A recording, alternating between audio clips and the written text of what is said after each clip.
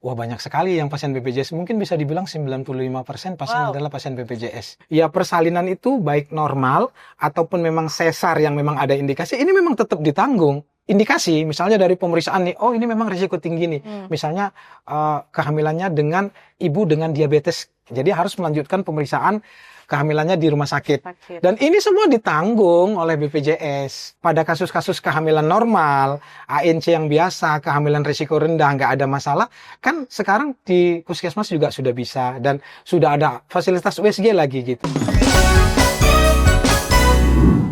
Oke, selamat siang Ayah Bunda dimanapun berada. Senang sekali hari ini saya telah bersama seorang dokter yang sebenarnya saya juga bingung nih. Beliau ini obgyn atau dokter anak.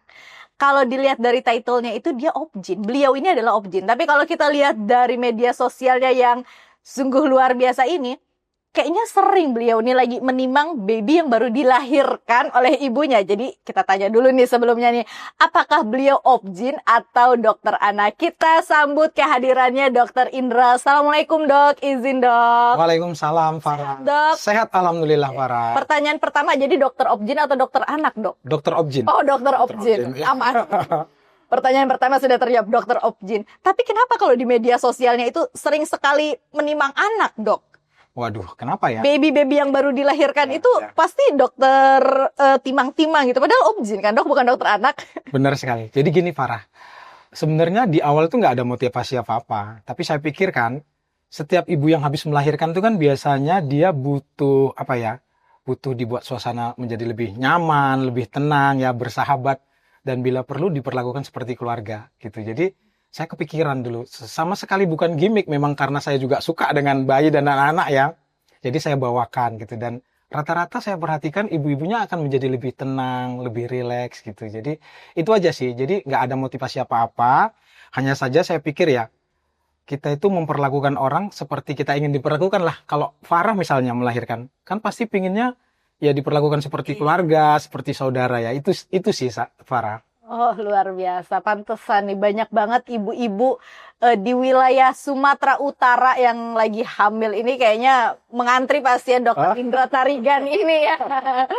Iya luar biasa. Jadi ternyata dokter Indra ini adalah terbukti dokter obgyn ya ibu-ibu. Nah kalau kita dokter obgyn pastinya sangat melekat dengan kehamilan ya dok ya. Benar sekali. Sebenarnya secara medis apa sih kehamilan itu dok? Kehamilan itu ya tentu saja adalah suatu kondisi di mana seorang ibu mengandung hasil konsepsi. Ada bayi di dalam kandungannya itu dia. Tapi sebenarnya mungkin yang jadi pertanyaan, bagaimana sih kehamilan itu sehat atau enggak gitu mungkin barangkali ya. Yang penting untuk ayah bunda ketahui barangkali di luar sana. Jadi kalau kita bilang kehamilan yang ideal, kehamilan yang sehat, itu biasanya ada dua aspek Farah. Yang pertama sehat ibu dan yang kedua sehat bayinya. Pada ibu biasanya kita akan mendapatkan kondisi-kondisi yang ideal.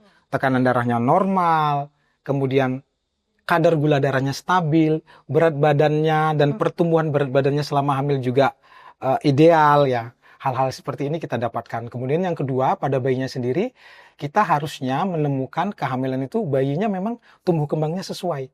Ada denyut jantung yang normal, gerakan yang bagus, dan biasanya kita bisa menandai secara kasat mata ibu-ibu yang lahir, mohon maaf, ibu-ibu yang hamil secara ideal dan normal itu biasanya akan kita bisa lihat dia itu sehat secara fisik maupun mental dan bisa beraktivitas seperti biasa. Oke, gimana caranya kita bisa memastikan ibu hamil memastikan itu bahwa dia dan janin yang dikandungannya itu dalam keadaan sehat, dok? Wah, baik, ini pertanyaannya bagus sekali nih Farah. Karena saya yakin semua ibu, baik hamil maupun nggak hamil, pasti selalu overthinking ya. Ya, Ini bener sehat nggak sih? Ini bener bagus nggak nih kandungan saya gitu. Jadi sebenarnya ada beberapa hal yang bisa kita lakukan. Yang pertama sekali mungkin adalah pemeriksaan kehamilan. Oke. Pemeriksaan kehamilan yang paling penting adalah USG, Farah. Oh iya. Nah, dengan USG itu kita bisa melihat aktivitas janinnya bagaimana. Denyut jantungnya bagus enggak, kemudian tumbuh kembangnya bagus enggak. Dan kalau sekiranya ada kecacatan pun, atau ada kelainan, biasanya dengan USG itu kita bisa mendeteksi. Nah, jadi yang pertama USG. Kemudian yang kedua, si ibu juga bisa merasakan bayi ini baik-baik saja, sehat-sehat saja, dengan cara memperhatikan gerakan bayinya. Jadi biasanya, iya, biasanya kan Farah, Mm-mm. ibu-ibu hamil yang sudah 20 minggu ke atas itu kan bayi sudah mulai bergerak dan mulai terasa. Nah, kalau misalnya dalam keadaan normal kan dia akan bergerak. Dan ibu-ibu harus diajari nih dan harus peka. Kalau misalnya dalam kondisi kok tiba-tiba gerakannya berkurang, harus hati-hati. Karena Oke. gerakan bayi ini merupakan satu pertanda bayi dalam keadaan baik-baik saja. Oke. Kemudian kehamilan juga dalam keadaan baik, seperti saya katakan tadi, ada perkembangan yang sesuai, misalnya 6 bulan tinggi pundus uteri sekian, kemudian 7 bulan naik. Iya, ya, Dok. Lah kalau misalnya nanti misalnya 6 bulan sekian, 7 bulan juga tetap, ini pasti ada sesuatu gitu. Jadi hal-hal seperti ini harus ayah bunda ketahui dimanapun berada. I see. Oke, kalau tadi dokter bilang salah satu caranya itu adalah dengan USG ya kan.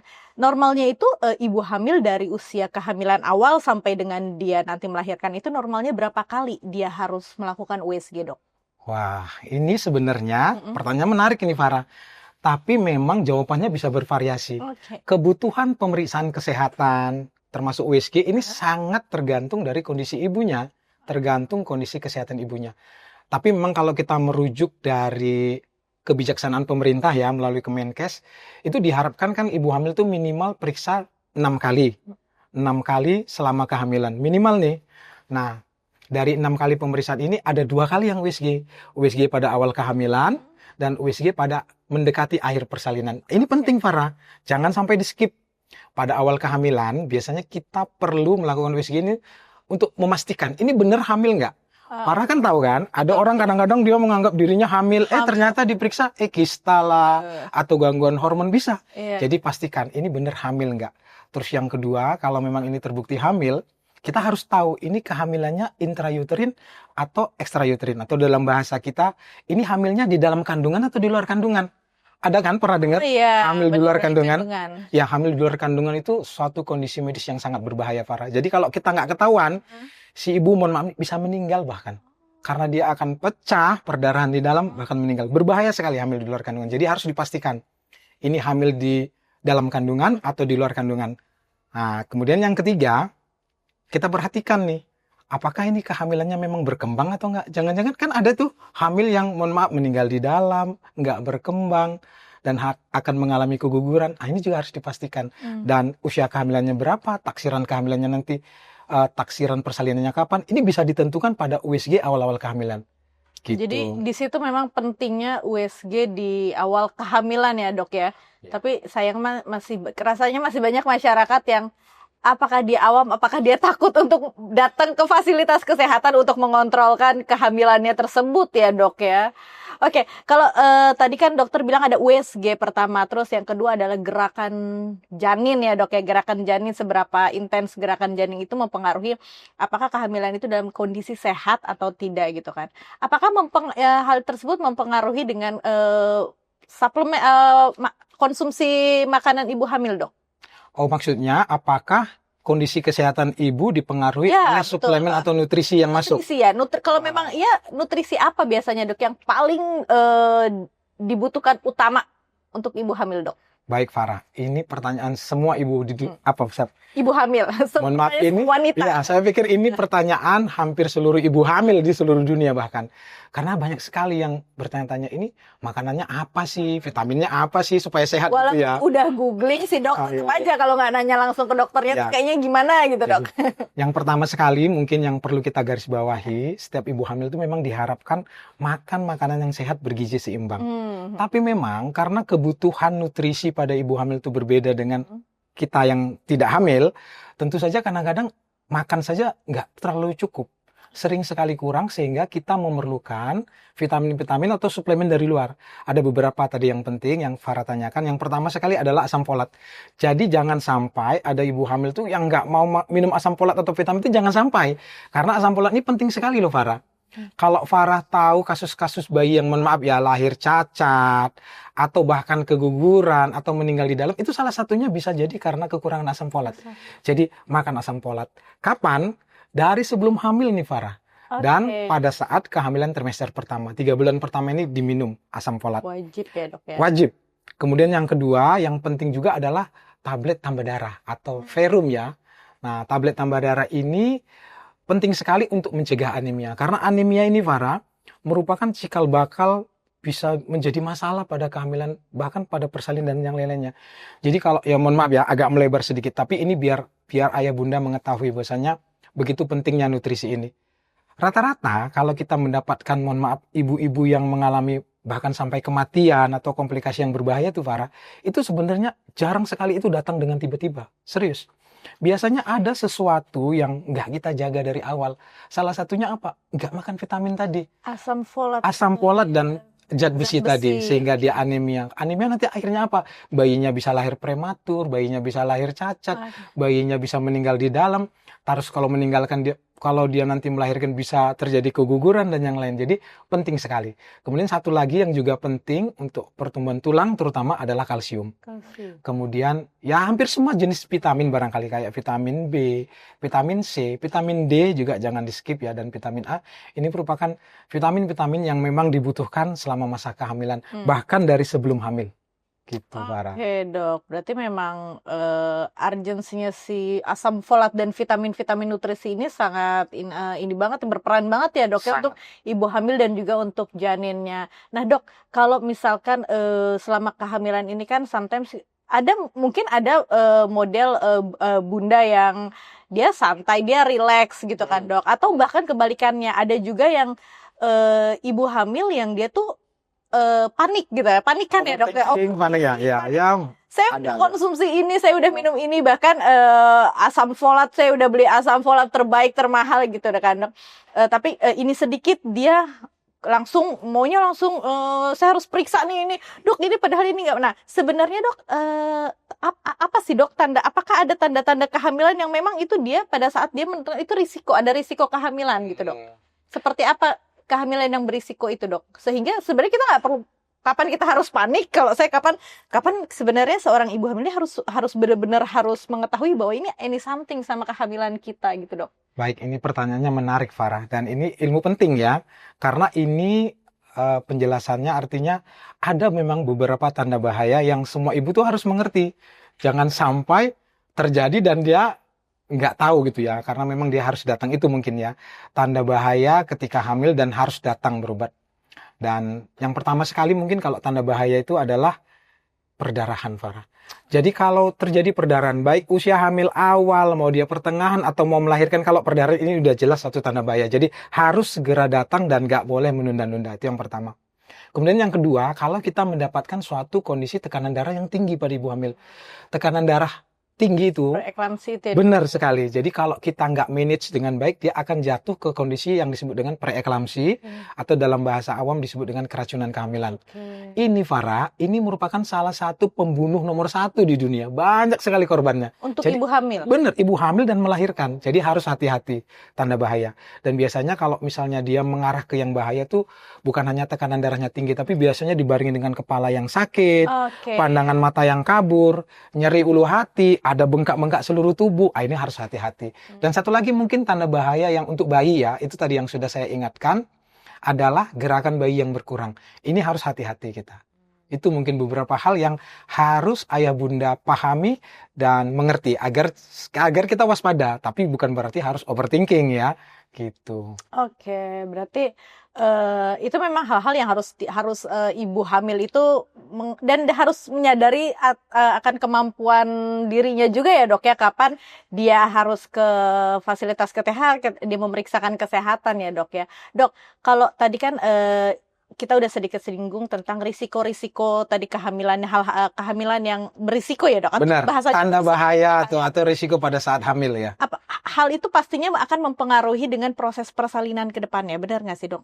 Ada kaitannya. Ada kaitannya. Ada. Nah, kalau kita tahu itu kan proses melahirkan pada umumnya ya ada 2 ya dok ya. Ada yang normal dan ada yang seksio atau sesar, benar? Atau ada? Benar sekali. Benar, 2. Secara garis besar memang itu ada 2. Apa sih dok yang membedakan persalinan normal dan persalinan seksio sebenarnya dok? Baik, waduh ini pertanyaan yang sangat Pertanyaan bagus ini. ibu sih dok, Ya, dok sebenarnya karena dok. benar. Dan ini merupakan pertanyaan yang saya suka, Farah, karena ini yang sering saya edukasikan. Mungkin kalau ayah bunda mengikuti konten-konten edukasi saya, barangkali saya sering sekali membahas tentang persalinan normal, persalinan seksio, kapan harus di seksio, kapan sebenarnya baiknya normal, apa bedanya, apa untung ruginya. Dan saya senang sekali Farah menyinggung ini, jadi saya punya kesempatan ini untuk menjelaskan kepada semua. Yang pertama sekali tentu ini berbeda ya dari metode persalinannya. Kalau persalinan normal itu kan bayi dilahirkan dari jalan lahir, itu yang pertama. Sedangkan kalau seksio tentu kita melahirkan bayi dari dinding perut ya dengan membuat irisan pada dinding perut dan menembus rahim dan mengeluarkan bayinya. Nah, sebenarnya kalau kita berbicara metode mana yang lebih baik, saya pikir nggak bisa kita bandingkan seperti itu. Kedua metode ini tentu saja sangat perlu dan baik kalau memang sesuai indikasi. Menyesuaikan kondisinya. Benar, Kayak karena memang pada beberapa kondisi ibu nggak semuanya kan harus kita akui bisa melahirkan normal. Misalnya ada ibu-ibu yang memang selama kehamilannya letaknya melintang, atau tekanan darahnya tinggi sekali, atau misalnya panggulnya sempit, itu kan memang harus kita lakukan tindakan seksio cesarean. Tetapi pada kasus-kasus yang memang semua pemeriksaan normal, kalau saya boleh saran sebagai dokter, persalinan normal itu merupakan suatu jenis persalinan yang masih yang terbaik.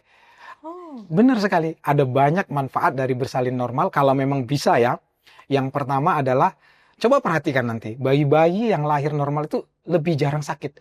Imunitasnya akan menjadi lebih bagus. Karena ternyata Farah, proses melahirkan itu, bayi itu akan terpapar flora-flora normal di jalan lahir.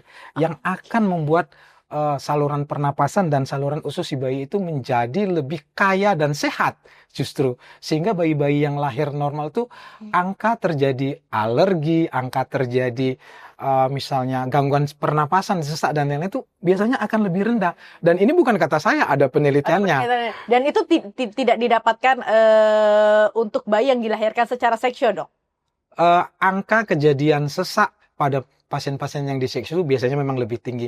Meskipun tidak semua yang diseksio itu pasti akan mengalami seperti itu ya gitu. Itu yang pertama. Kemudian yang kedua, berbicara tentang risiko dan komplikasi ya, tentu saja pada pasien-pasien yang melahirkan normal ini pasti, dan ini bukan kata saya, kita bisa lihat buktinya dari jurnal manapun, bahwasanya orang-orang yang melahirkan normal itu pasti akan lebih rendah kemungkinan terjadi komplikasi perdarahan, apalagi komplikasi yang berbahaya, misalnya emboli air ketuban yang sering menyebabkan kematian tuh, bahkan sampai kematian itu lebih ringan, lebih jarang terjadi gitu. Jadi saya pikir kalau kita membandingkan mana yang lebih baik, ini nggak boleh ya, karena tentu saja ini semuanya baik sesuai dengan indikasi. Tapi kalau memang bisa melahirkan normal itu tetap lebih baik dan lebih aman, baik pada ibu maupun pada bayinya. Aman untuk ibu, untuk bayinya, dan juga untuk keuangan sih, Dok. Mahal kan, Dok, seksio tuh? Benar sih. Dok, biaya berapa sesar tuh? Kalau biaya tuh berapa, Dok? Tergantung kayaknya, tergantung tempat di mana dia melakukan operasinya. Tapi bukankah bisa gratis kalau ada BPJS? Oh iya? Iya. Oh, oke. Nah, ini menarik. Jadi bisa gratis kalau pakai BPJS. Jadi melahirkan itu bisa pakai BPJS, Dok? Benar. Nah ini Farah, pertanyaan yang juga penting sekali. Ini kesempatan yang saya terima kasih ya kepada BPJS Kesehatan hari ini, benar serius. Karena kan sebagai konten kreator itu saya kadang-kadang mengamati masyarakat kita ini gampang sekali misleading dan misinformasi. Ada satu postingan aja misalnya, BPJS Kesehatan tidak lagi menanggung persalinan gitu. Oh, orang akan ramai-ramai sharing dan ramai-ramai akan percaya kan? Yeah. Ada kan seperti itu. Jadi pertanyaan ini bagus sekali karena setahu saya sampai saat ini ya persalinan itu baik normal ataupun memang sesar yang memang ada indikasi ini memang tetap ditanggung. Oke. Gitu. Berarti selama ini dokter pun menangani pasien-pasien melahirkan pakai BPJS, Dok? Iya. Oke. Dan dari situ Farah, saya bisa melihat ya hadirnya BPJS ini saya pikir memang memberi cara pandang baru. Dulu mungkin sebelum era BPJS itu melahirkan bisa menjadi suatu kondisi yang agak menakutkan. Persiapan dananya ya kan orang kan bakal takut kan atau siap-siap dari jauh hari. Tapi mungkin sekarang akan menjadi lebih tenang karena memang ya seperti kita ketahui ya persalinan baik itu normal, bahkan dari pemeriksaan kehamilannya pun sudah ditanggung oleh BPJS. Dan kalau memang dari pemeriksaan kehamilan ada sesuatu kondisi klinis yang mengharuskan dia periksa ke rumah sakit, ya dirujuk, itu pun ditanggung. Dan ketika melahirkan, baik di FKTP misalnya di klinik, di puskesmas atau di bidan, ini ditanggung oleh BPJS. Dan kalau ada indikasi yang memang nggak membuat si pasien ini melahirkan normal, nggak bisa melahirkan normal, dan harus diseksio, dan ini memang ditanggung oleh BPJS. Dan ini saya pikir kalau saya lihat sekarang ya, saya bandingkan era sebelum BPJS dan setelah BPJS, ini memberikan suatu ketenangan atau apa ya, seperti jaminan kepada pasangan suami istri untuk bisa menghadapi persalinan menjadi lebih tenang sehingga dia fokus untuk menghadapi persalinannya tanpa takut nanti kira-kira biaya bersalinnya berapa ya gitu. Luar biasa. Berarti kalau kemarin ramai di berita-berita sekarang BPJS sudah tidak menanggung biaya persalinan gitu kan ya dok. Ternyata masih ya dok ya, dan dokter Masih, sendiri pasiennya adalah benar sekali. pasien BPJS.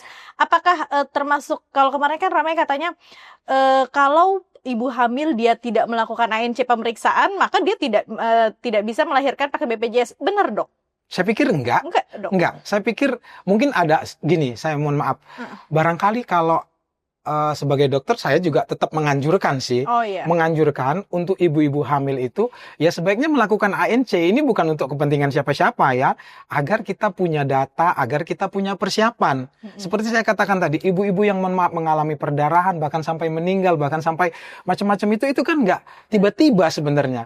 Itu pasti ada sesuatu faktor-faktor risiko yang sebenarnya kalau dia melakukan pemeriksaan, dia bisa ketahuan dan bisa kita antisipasi. Jadi kepentingannya itu sebenarnya lebih untuk ibunya sendiri. Iya. Tapi kalau dikatakan itu membuat si ibu nanti nggak bisa menggunakan BPJS, misalnya Enggak ya, katanya, dok ya? enggak, itu saya pastikan enggak. Sampai detik ini masih menangani pasien BPJS Masih. dok ya. Masih. Berapa kira-kira proporsinya dari seluruh pasien yang dokter tangani, berapa persen yang pasien BPJS dok?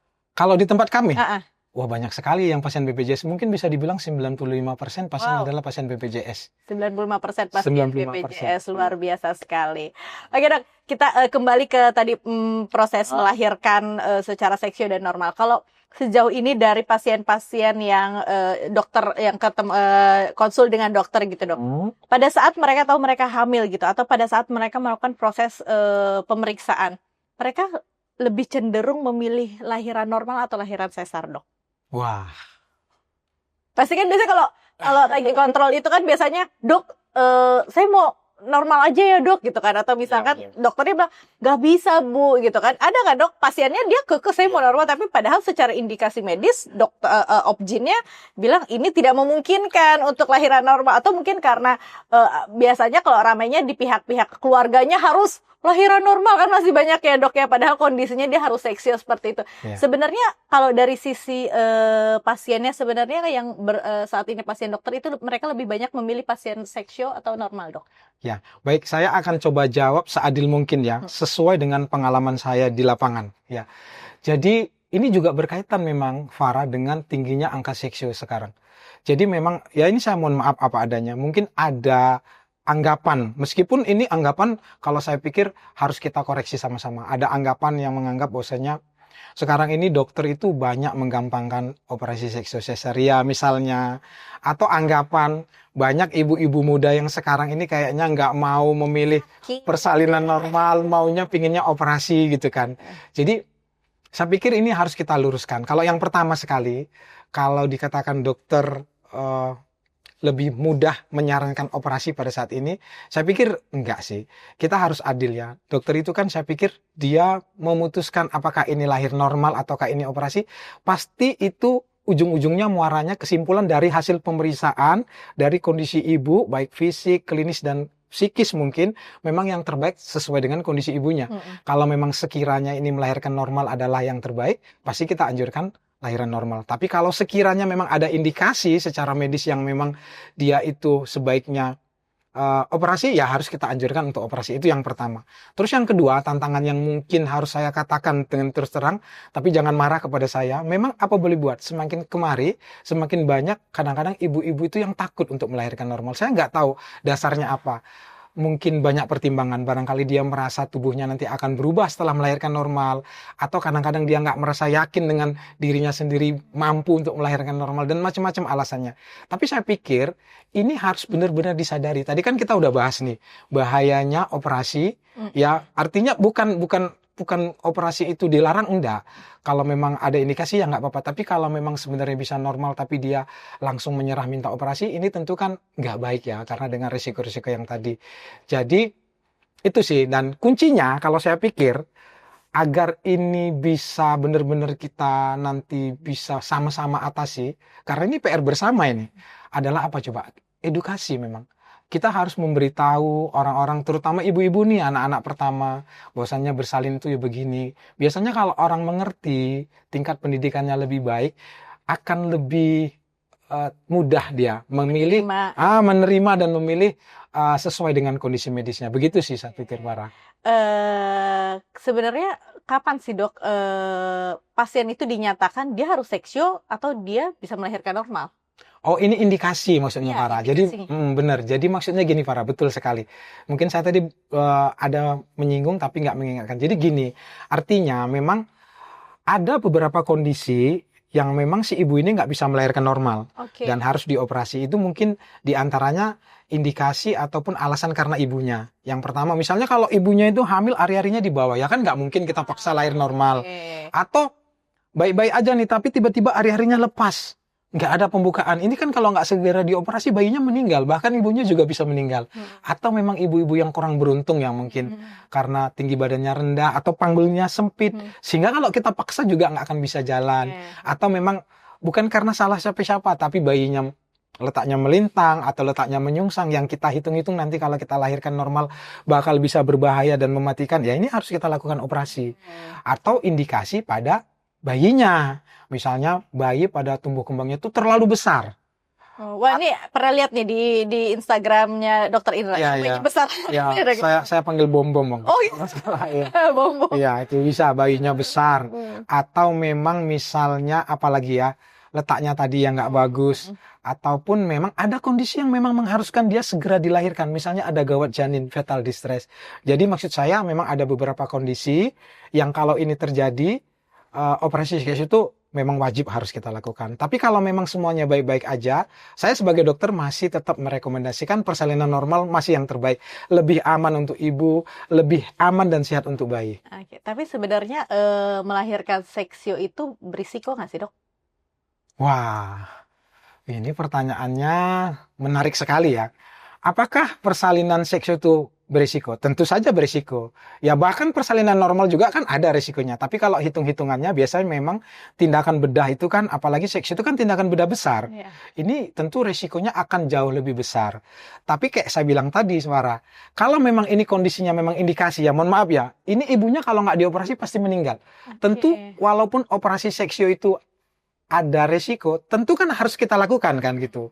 Nah, beberapa risiko yang bisa terjadi itu banyak sih, Farah. Pada saat kita mengerjakan nih, namanya operasi. Dan di dalam ini kan kita nggak tahu sebelum kita buka. Kadang-kadang bisa cedera organ usus, organ kandung kemih, bahkan organ-organ yang nggak kita inginkan kita iris bisa teriris. Terutama pada kasus-kasus yang memang misalnya dioperasi berulang-ulang dan ada perlengketan. Nah, pada pekerjaan yang sudah sesuai dengan standar prosedur yang baik pun, ini bisa terjadi. Itu yang pertama. Kemudian yang kedua, proses penyembuhan seksio itu kan pasti akan lebih lama ya. Coba kalau orang yang lahir normal, sekarang lahiran, siang nanti sudah bisa kemana-mana, bisa mengurus bayi dengan baik, bisa bonding lebih baik gitu. Kemudian yang ketiga, ya resiko jangka panjangnya. Ini, Farah, makanya saya bilang, mungkin tadi kita udah sempat bicara ya sebelum ini. Saya tuh sebenarnya bukan pro persalinan normal atau antipati kepada seksio, enggak. Saya pikir saya tuh menempatkan semua itu sesuai dengan prosedur aja. Karena apa? Kalau kita enggak begitu, kita bisa bahaya. Kalau kita enggak sama-sama bekerja sama untuk menurunkan angka seksio yang tidak perlu ya, bukan angka seksio yang memang sesuai indikasi, ini suatu saat kita akan panen nanti, panen komplikasi-komplikasi yang berbahaya, misalnya seperti plasenta akreta. Sekarang makin banyak loh. Operasi perdarahan hebat karena sebelumnya pernah operasi, sampai angkat rahim, sampai transfusi, bahkan sampai meninggal. Itu bisa terjadi. Itu salah satu risiko seksio yang kadang-kadang orang nggak berpikir ketika seksio pertama kali. Itu, Farah. Nah, ini menarik, dok. Kalau tadi kan dokter bilang memang secara realitanya ya banyak sekali pasien dokter sendiri pun dia lebih memilih seksio ya, dok, ya awalnya. Kalau kita berdiskusi dengan pasien memilihnya seksio. Nah, ini berkaitan dengan kalau kita lihat dari tren pembiayaan di BPJS Kesehatan itu, dok, pembiayaan persalinan seksio itu dari tahun ke tahun itu meningkat, dok. Nah, ini rasanya sangat relevan kalau tadi dokter bilang kayaknya memang banyak nih ibu-ibu sekarang yang pengennya seksio aja gitu kan dok. Sebenarnya apa sih dok, kalau dari sisi pandangan dokter selaku dokter obgyn, fenomena apa sih dok sebenarnya yang terjadi ini? Kenapa ibu-ibu ini lebih memilih seksio gitu padahal dia bisa melahirkan normal? Farah, ini menarik sekali pertanyaannya. Tapi saya agak trauma membahas ini. Oh gitu kan? Karena saya pernah punya buat konten satu. Saya mengatakan ini berdasarkan penelitian, tapi saya dihujat habis-habisan oleh Dok. kaum perempuan yang mungkin dia merasa tersinggung ya. Jadi gini ya. Kenapa mungkin ada kecenderungan? Saya nggak mengatakan semua ya, karena banyak sekali juga wanita-wanita yang masih tetap baik ya, kekeh dia memilih indikasi persalinan itu sesuai dengan kondisi medis itu banyak sebenarnya. Tapi memang harus kita akui semakin banyak juga orang-orang yang memilih operasi tanpa indikasi. Kenapa bisa begitu? Ada macam-macam latar belakangnya. Tapi kalau saya boleh katakan secara garis besar kurang ilmu pengetahuan. Okay. Yang pertama sekali dia nggak mengerti tentang risikonya. Itu yang pertama. Nah, risiko seksio, kalau kita tadi sudah cerita secara kesehatan ya, ada juga secara mental ini Farah, dan itu yang membuat saya tuh dihujat. Dan ini bukan kata saya Farah, dan ini mungkin nanti bisa di-share ke teman-teman. Gitu. Ibu-ibu yang melahirkan seksio by request itu, yang bisa normal itu biasanya 20-30% dalam 5 tahun pertama akan lebih banyak yang bercerai dibandingkan ibu yang memang melahirkan normal atau memang seksionya itu atas indikasi. Dan ini ada penelitiannya, bukan kata-kata saya. Bukan kata dokter. Iya, jadi jangan marah ke saya, jangan saya dihujat. Dan ini memang bisa saya jelaskan begini. Bercerainya itu bukan karena seksionya. Oh, nggak ada salah mas. Nggak ada masalah dengan seksionya. Tapi biasanya ibu-ibu yang memutuskan untuk seksio aja ini nggak mau mencoba normal, itu ada 2 kategori secara psikologi. Yang pertama adalah tipe-tipe orang yang perfeksionis, dominan, dan suka mengontrol. Persalinan ini milikku, my body is my choice. Aku ya berhak menentukan, aku mau yang melahirkan kok ya. Aku pingin gampang, aku pingin bisa nggak sakit, kenapa mesti aku harus sakit. Gitu kan? Dan ini akan berakibat ke hubungan, kemana saja. Hubungan dalam pekerjaan, sifat seperti ini. Hubungan dalam keluarga, hubungan dengan suami, dan ini merupakan cikal bakal yang banyak menimbulkan percikan-percikan masalah yang bisa berujung kepada perceraian. Jadi bukan karena seksionya, tapi sifatnya. Itu yang pertama. Kemudian secara psikologi, ibu-ibu yang memang memutuskan, udahlah seksio aja, saya nggak mau nih operasi misalnya, walaupun bisa normal nih dari pemeriksaan, itu biasanya mempunyai tipe kepribadian yang nggak percaya pada diri sendiri, nggak percaya pada tubuhnya nanti akan mampu melahirkan secara normal. Dan tipe kepribadian ini adalah tipe-tipe manusia yang paling gampang terkena depresi, apalagi kalau habis melahirkan, depresi pasca salin, dan inilah yang merupakan bibit nanti terjadi permasalahan dalam hubungannya. Jadi kalau yang saya katakan orang yang seksio by request itu memang 20-30% lebih sering bercerai, dan itu ada penelitiannya, silakan dilihat penelitian Norton di Norwegia tahun 2019, itu memang ada. Dan secara kesehatan pun ibu-ibu yang seksio itu dengan lahiran normal itu memang berbeda, Farah. Jadi kalau kita lahiran normal, hormon oksitosin itu akan rilis dengan sebaik-baiknya, dan ini penting sekali untuk membuat bonding, rasa bahagia gitu. Itu kenapa orang-orang yang lahir seksio itu lebih rentan terjadi apa? Baby blues, gampang sedih dan segala macam. Belum lagi dia menghadapi proses penyembuhan yang lama, belum lagi nanti ketergantungan terhadap pasangan. Jadi memang ada penelitiannya yang menyatakan orang-orang yang seksio by request ya, bukan karena memang harus seksio karena indikasi. Itu biasanya memang kalau seksio by request itu memang angka perceraiannya lebih tinggi. Ini secara sosial. Secara kesehatan sudah kita bahas. Jadi kenapa masih ada yang memilih? Itu tadi karena nggak mengerti. Nah, inilah tugas kita bersama untuk memberikan edukasi agar setiap orang itu memang memilih atas dasar ilmu. Kita boleh saja mengatakan my body is my choice. Tapi lah kalau kita nggak mengerti, choice kita itu kan bisa salah. Gitu kan. Kita bisa memilih misalnya garam A atau garam B, tapi kita nggak ngerti ilmunya ya kan. Ya kita bisa salah memilih garam yang mana gitu. Makanya harus belajar sehingga my body is my choice, yaitu jangan salah keliru, jangan salah pilih itu. Pilih ya. tetap benar ya dok. Benar. Oke, ini luar biasa banget sih dok. Saya juga baru tahu ternyata ada penelitiannya secara psikisnya ya dok ya. Tadinya ini sangat menarik banget. Dok, kalau kita melihat lagi dengan proses persalinan yang saat ini terjadi, persalinan itu bisa kan ya dok ya di klinik atau di, kalau kita sebutnya fasilitas kesehatan tingkat pertama atau klinik gitu kan, atau puskesmas itu bisa kan ya dok ya? Bisa. Nggak harus di rumah sakit dok? Jadi sebenarnya Farah, ini bagus sekali untuk di-share ke semuanya ya. Biar jangan salah paham lagi, jangan terbalik-balik cara berpikirnya. Sebenarnya kan program pemerintah ini udah bagus banget ya. Setiap ibu hamil itu diharapkan melakukan pemeriksaan kesehatan di fasilitas kesehatan tingkat pertama ya.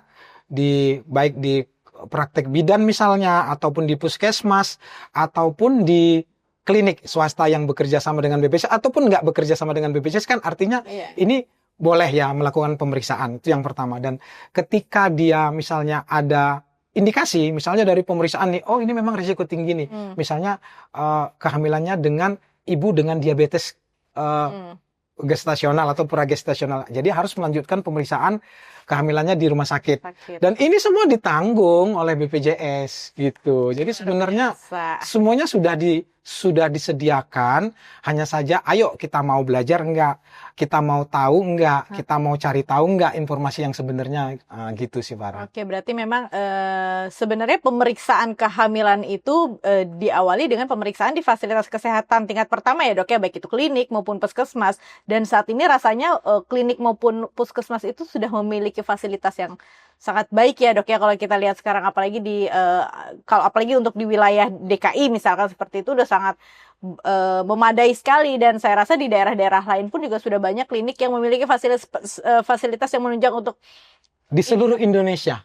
Bisa saya katakan di seluruh Indonesia. Jadi ada program dari Kemenkes di mana Kemenkes ini saya pikir ini bagus juga nih situ ini. Benar, Pak Menteri ya. Saya mau apresiasi tentang program USG dasar yang dilakukan di puskesmas ini, saya pikir keren sekali. Jadi sekarang ibu-ibu hamil itu nggak ada alasan, nggak ANC, nggak USG itu karena mahal, karena jauh dan segala macam. Sekarang Kemenkes sudah menyediakan USG di puskesmas-puskesmas ya. Dokter-dokter umumnya dipersenjatai, dilakukan pelatihan untuk mampu melakukan USG obstetri dasar. Jadi untuk bisa mendeteksi ada nggak masalah dan segala macam. Jadi sebenarnya udah bagus banget, dan itu semua ditanggung oleh BPJS. Luar biasa, ditanggung oleh BPJS. Jadi selagi mengikuti prosedurnya dok ya, ada prosedurnya tadi kalau tadi dokter bilang berobat dulu di pemeriksaan di klinik, kalau memang ada indikasi tertentu yang mengharuskan dirujuk ke rumah sakit, pasti dokternya di fasilitas nakes dia pasti akan ini ya dok, akan merujuk ya. Gak usah takut, tidak akan dirujuk, tidak dikeluarkan. Benar sekali, Farah. Asal sesuai indikasi ya. Saya mungkin lupa mengingatkan. Jadi kadang-kadang kan regulasi ini yang kadang-kadang harus kita ulang-ulang kepada masyarakat kita, karena kan memang tingkat penerimaan informasi ini bisa berbeda-beda. Dia menganggap karena dia peserta BPJS dan kepesertaannya aktif, dia menganggap seolah-olah kalau dia minta rujukan tuh harus langsung disetujui. Tapi kan seperti saya katakan tadi, kalau pada kasus-kasus kehamilan normal, ANC yang biasa, kehamilan risiko rendah, nggak ada masalah, kan sekarang di puskesmas juga sudah bisa, dan sudah ada fasilitas USG lagi gitu. Jadi tapi kalau seperti kata Farah tadi ada indikasi, ya nggak apa-apa, ini boleh dirujuk dan ini juga ditanggung oleh BPJS. Dan sudah pasti dirujuk ya kalau ada indikasi medis. Luar biasa sekali dok. Sebenarnya kalau kita ngebahas tentang ibu hamil persalinan itu panjang banget ya dok ya sesinya dok ya. Tapi saya setuju dan sepakat dengan tadi dokter bilang bahwa ini adalah tugas bersama bersama. Benar. Kalau boleh disampaikan dok sebelum kita mengakhiri obrolan kita pada siang hari ini, apa sih dok yang harus ditingkatkan oleh BPJS Kesehatan, fasilitas kesehatan, atau nakes atau rekan sejawat dokter abjad lainnya untuk memastikan semua ini berjalan dengan baik gitu dok, khususnya untuk melahirkan, pemeriksaan kehamilan maupun persalinan dok? Ya, ini saya butuh waktu lama ini yang tadi mencernanya, karena saya takut salah jawab ini. Oh, gitu. Kalau saya disuruh memberikan saran, bukan apa-apa Farah, saya takut saya kapasitasnya nggak cukup untuk memberi saran kepada pemerintah, kepada BPJS, kepada rumah sakit dan segala macam. Tapi bismillah aja ya, saya sebagai dokter yang bekerja di lapangan, barangkali mungkin ya saran pertama sekali ini kepada pemerintahnya, apa boleh buat. Kesehatan itu merupakan tanggung jawab pemerintah kan. Jadi saya pikir pemerintah yang selama ini sudah hadir itu harus memang benar-benar mensupport lah. Program JKN ini kan apa boleh buat, ini merupakan ujung tombak pelayanan kesehatan kita saat ini. Jadi pemerintah yang selama ini sudah hadir, saya harap memang benar-benar lebih komit lagi. Karena apa? kesehatan itu merupakan tanggung jawab pemerintah, itu yang pertama. Jadi harus jangan sampai nanti ini nggak sustain, nggak berkelanjutan, karena kalau buyar, ya banyak sekali yang akan terkena imbasnya, itu yang pertama. Kemudian yang kedua mungkin kepada pelayanan kesehatan, rumah sakit dan tenaga kesehatan, Oh, saya gitu. Apa ya? Barangkali ya mungkin bersiap dengan lebih baik, terutama tentang fasilitas, karena kan sekarang sistem kan juga berkembang. Jadi harus memanfaatkan teknologi dan segala macam untuk mempermudah. Baik itu entah sistem antrian kah atau sistem perawatan dan segala macam. Agar nanti kita jangan kelabakan ketika misalnya musim pasien banyak dan segala macam. Dan mungkin kalau saran saya kepada masyarakat barangkali pengguna BPJS ya. Apalagi ibu-ibu yang mau bersalin. Saran pertama, jangan sampai kepesertaannya nggak aktif dan nggak tahu. Dicek. Harus selalu dicek. Bayar iuran tepat waktu ini penting sekali dan kadang-kadang dilupakan. Jadi jangan nanti begitu, kan kadang-kadang kita pusing sekali nih Farah. Begitu mau bersalin, ternyata nggak aktif dan harus bayar dan kena denda. Terus nanti dia marah-marah ke kita gitu kan. Padahal kan sebenarnya kan itu kan ya mohon maaf yang keliru ya dia sendiri kan gitu. Jadi maksud saya, ini pesan saya ini mungkin kepada kita semua para peserta JKN. Yang pertama, selalu dicek kepesertaannya aktif atau enggak. Kemudian yang kedua, jangan lupa bayar iuran tepat waktu agar jangan sampai nanti kepesertaannya non aktif dan jangan sampai kena denda ya. Kemudian yang ketiga, jangan ragu untuk melakukan pemeriksaan menggunakan JKN, ini jangan ragu karena mohon maaf ini bukan gimmick. Saya pikir ya semua orang juga tahu lah, pelayanan JKN dan pelayanan pasien umum itu kan saya pikir sama ya. Saya sendiri mempraktekkannya sama sih gitu. Bahkan kadang-kadang ada kelebihan misalnya dengan antrian online dan segala macam, kadang-kadang pelayanannya lebih cepat. Jadi jangan ragu untuk melakukan pemeriksaan kesehatan selama hamil ataupun melakukan tindakan bersalin dan segala macam menggunakan JKN itu jangan takut. Itu sih saya pikir. Dan mungkin saran terakhir barangkali untuk ibu hamil dimanapun berada, tetap siaga, tetap jaga kesehatan. Karena lahirnya bayi-bayi yang sehat dan bahagia itu pasti karena si ibunya siap dan bersiaga dan melakukan pemeriksaan. Itu sih paling saran menarik saya. banget dok. Ya. Melahirkan bayi-bayi yang sehat itu karena ibu yang siap dan siaga. Wah, luar biasa sekali dok obrolannya siang hari ini. Terima kasih banyak dokter ya. Jadi diingat ibu-ibu nih, khususnya ibu-ibu dan juga bapak-bapak ya dok, yang mendampingi ibu-ibu hamil. Tadi udah banyak banget kita mendapatkan insight dari Dokter Indra Tarigan selaku Opjin bahwa banyak sekali proses kehamilan itu panjang yang harus kita perhatikan tadi ya, baik dari awal sampai dengan akhir, bahkan sampai persiapan untuk melahirkan dan bahkan untuk memutuskan kita melahirkan menggunakan metode seksio ataupun normal. Pilihannya harus dipastikan kembali, konsultasikan kepada Opjin dan pastikan juga BPJS kesehatannya aktif tadi kalau dokter ya. Biar dokternya juga nggak pusing ya dok ya, bikin pasiennya dok ya. Aduh ini bayarnya mandiri. Iya benar sekali. Oke, terima kasih dok atas diskusi kita siang hari ini. Sama-sama Farah. Terima kasih juga kepada Sobat Podcast. Saya undur diri, Faradisa Pasila saya undur diri. Dan Dr. Indra Tarigan. Wabillahi taufiq wal hidayah. Wassalamualaikum warahmatullahi wabarakatuh. Selamat siang. Waalaikumsalam warahmatullahi wabarakatuh. BPJS Kesehatan.